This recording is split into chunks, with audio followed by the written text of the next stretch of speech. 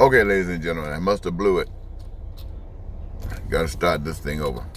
I want to thank you so very much for giving me this your time. This is Friday morning, 26th. And I want to say, ladies and gentlemen, that, I woke up this morning and I was painting. Really, when you know what it feels like to have pain inside? It's like somebody just cutting you inside. It's almost like an itch that you try to scratch, but you just rubbing, but it's not touching the itch. You know how that must feel? Well, that's how I feel sometimes when I see how Donald Trump is treating America. What he calls his flag. I mean, that is really something else.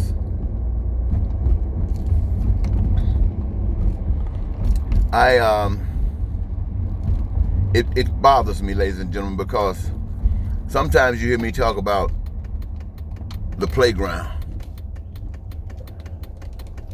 Well, when I refer to playground, I'm talking about children, kids that get together and really have fun in the playground. And occasionally, I refer to the times when a bully. I'm sure those of us who have ever gone to a playground, if we frequented more than once, even when we grew up, there was always somebody that's want to come along and bully you. I don't know what that means. Even when you got to be a young adult, there would be guys who would come around and start carrying guns and they want to bully everybody. I don't know. But anyway, back in those days, I would defend the playground. I just could not accept somebody bullying people. I don't care if you were bigger than me. I don't care what. You can be. I just didn't play that. The only fight I ever lost, ladies and gentlemen, was the one I started. I tried to impress her. I was a teenager and I saw a grown lady. I'm going to try to impress one day. I was out playing some sports and she was coming and I saw her and she was going to pass by us so she might see me. So I wanted to get rough with a guy that was bigger than me. Don't ask me why I want to start some stuff. I try to start some stuff so she can see how I can handle this bigger guy and make her be impressed with me. And as she got closer, the more I tried to start it. And eventually the guy was just, he didn't want to start her. He didn't want to engage himself, so he just tried to push me out of the way. And as he tried to push me out of the way, his hand went up and hit me under the nose. You talking about a boy that was hurt? Man, was I hurt. I had to play it off till she passed by. I think I went back home crying almost. My nose hurt so bad. So I never started another fight. But ladies and gentlemen, a bully? Oh no. No. You can't let a bully get away. You can't let a bully get by. You just can't do it. Now, let me tell you the difference between a person who says, I'm attached to the flag. Like you see your president hug the flag. Well, he's phony. But there are some people that really love the flag. And they'll do anything for the flag. Some of them, when they say they love the flag, that means they love their country. They believe in their country. Their country has supported them, and they likewise will support their country. And others have supported the country in battle, so they are willing to take a chance and put their lives on the line for the same reasons and hope that they'll come back. And that's good. There's nothing wrong with that. Now, there are others who, what I want to compare this with, who have that same kind of love for God. And what they do, they represent truth and love as they understand it, to the degree that God has given it, shown it, presented it to them. This is what they do. Now, when a person, say for instance, who loves the flag of the country, usually when you go to battle is for one or two reasons. Battle is either to defend yourself against an aggressor or to become an aggressor. Battle, guns, and armies are for the one or two reasons. to defend yourself against an aggression or to become an aggressor. Now, if a person wants to become, even the people for God believe in self-defense. So that's no problem. The problem rests in that in most instances, military force, any force is used to to force people to do some stuff that they don't have to really do. And so that in itself makes it ungodly. If somebody has an act that you don't understand, that you don't appreciate, the way to deal with it is to find out what causes that act and then satisfy that. Then that act does not occur. But to force it means you don't care about what causes it. You're probably playing a role in causing it. So as I see, my example here is, say, as I think about the pain that I feel when I think about Trump and how he's dogging America out.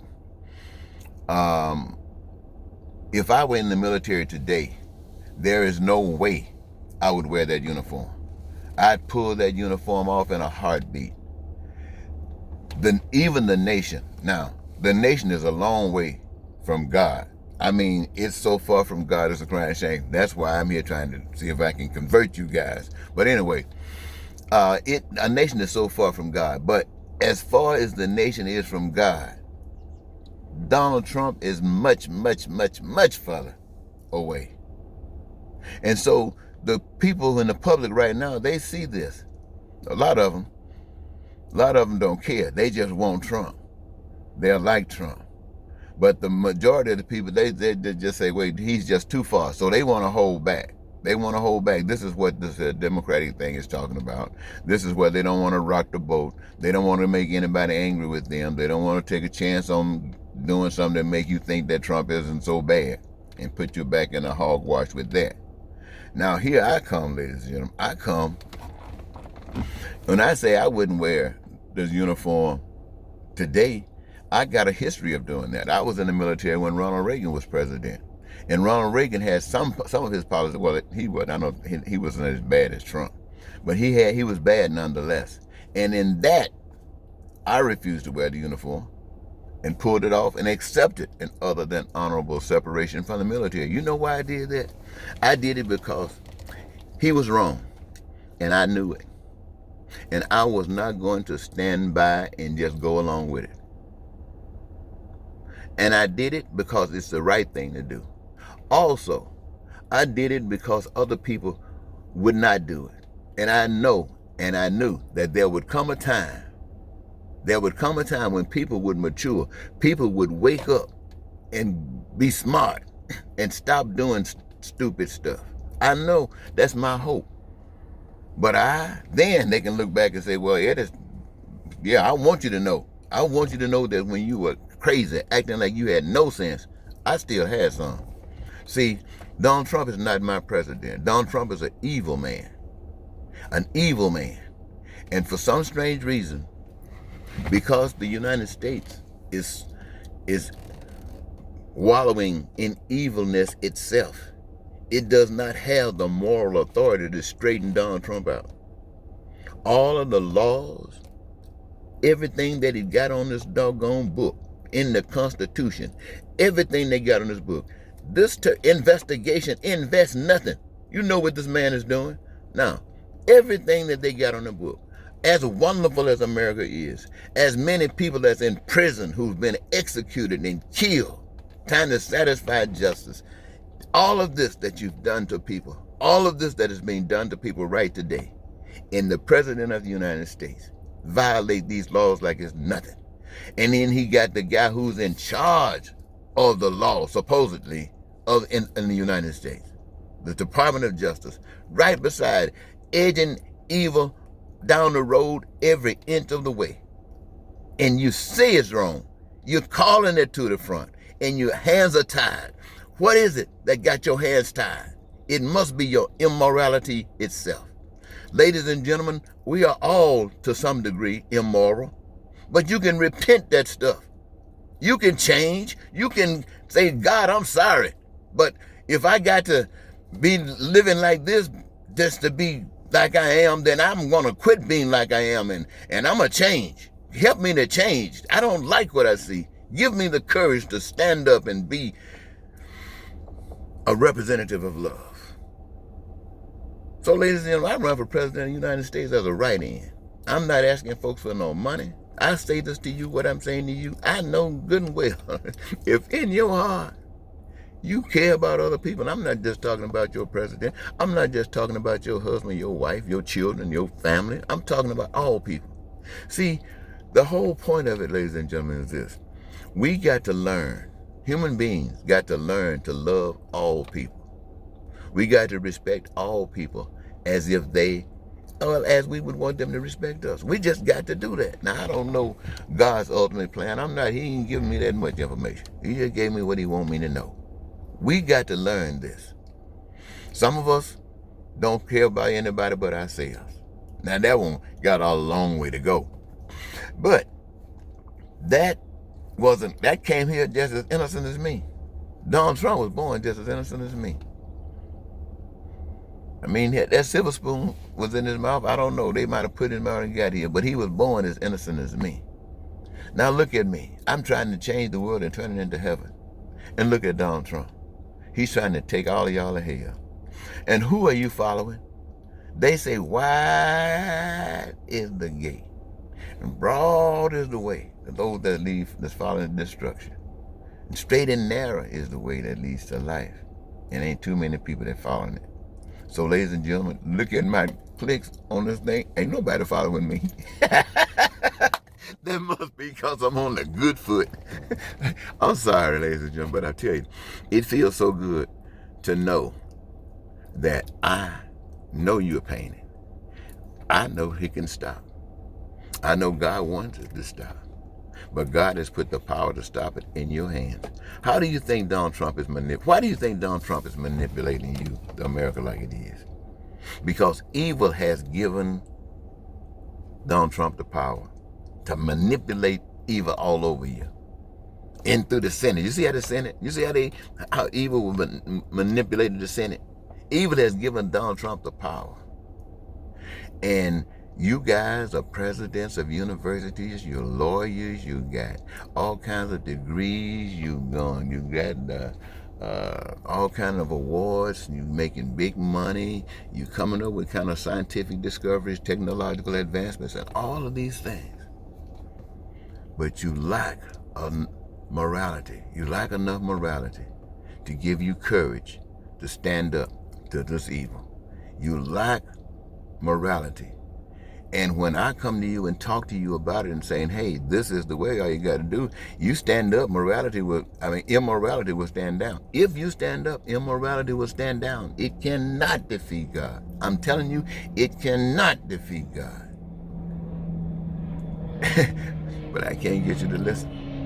But anyway, I'm running as the write-in. You have to write my name in. Those of you who can embrace this message, I know you'll spread the news. My hope is like at least it would be as important to you as some dog walking a few blocks and then jumping up and walking another few blocks and then jumping up.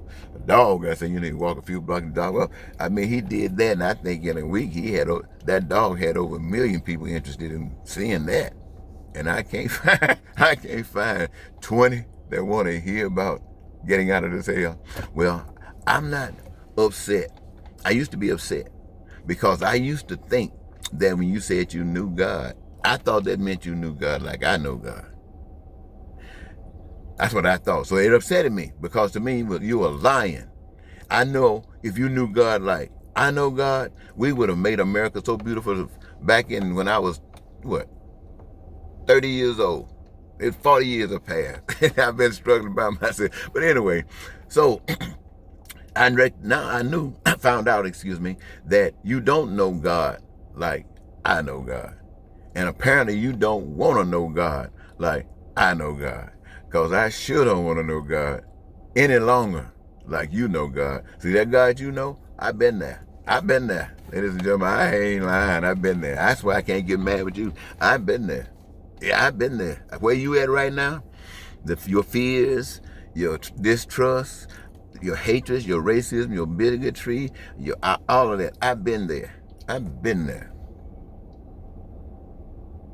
But it wasn't it wasn't like you guys or something else. It didn't take me, oh, I know what happened. I know what happened. I know. Now, here's the secret, ladies and gentlemen. You know why come I can see these spiritual stuff? Then you can't. Most of you were raised by your parents, your mom and your dad. That's what happened. And your mom and your dad, most of your moms and your parents were kind of young. You know, so when you were a teenager, they would sometimes be considered your brother or your sister because they didn't look. But see, my parents were children. So I was born to the children. My parents were children. So I was raised not by my grandparents. I was raised by my great-grandparents. I was raised by old folks. I was raised by folks who had been through some stuff. They were black too. So they were second-class citizens. You know, they went through some stuff. So I was raised by those people. And so that naturally means that I'm thinking old. When I say old, I'm talking about far, far above the thought of the average people in regards to this particular thing. Now, hey, that's not about all things. I mean, I get on the piano and I play like you.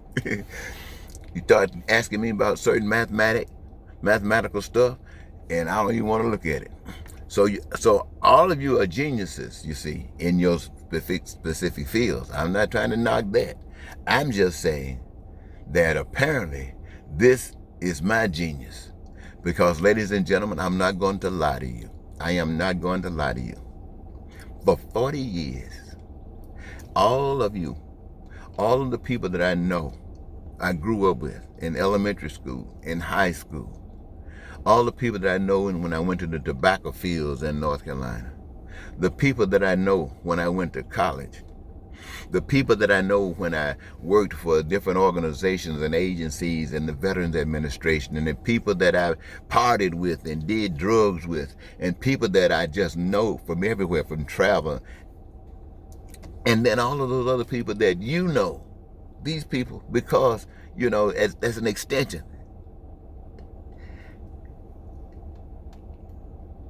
And I want so bad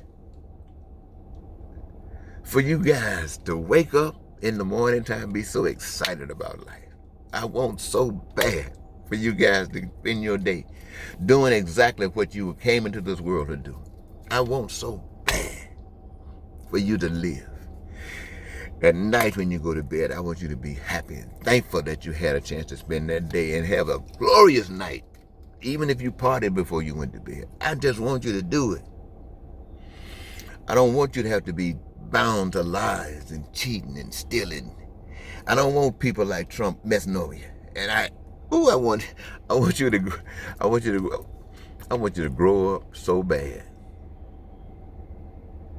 But I can't make it. Anyway, thank you, ladies and gentlemen, for giving me this your time. Eddie Marcus saying goodbye.